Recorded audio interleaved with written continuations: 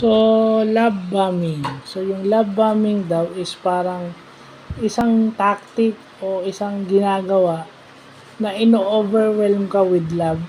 And pag ino-overwhelm ka ng love, tinitake over nga yung behavior mo o kinokontrol nung partner mo yung behavior mo.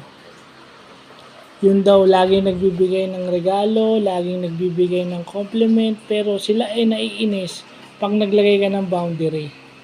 Kumbaga, naglagay ka ng limit, kung masyado siyang clingy, naglagay ka ng clingy na hanggang dito lang dapat, ayaw nila.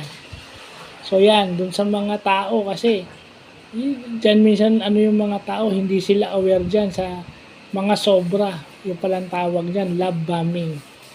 So, bagong knowledge, mabuti na lang at alam natin yan para at least aware tayo. At hindi lang yan sa relationship, pati yan sa mga, whether it's love towards children, parents, kamag-anak, siblings, or mga basta mga ganun. Basta anything na magte-take over sa behavior mo out of love or loving gestures, it's called love bombing. So, yun lang po.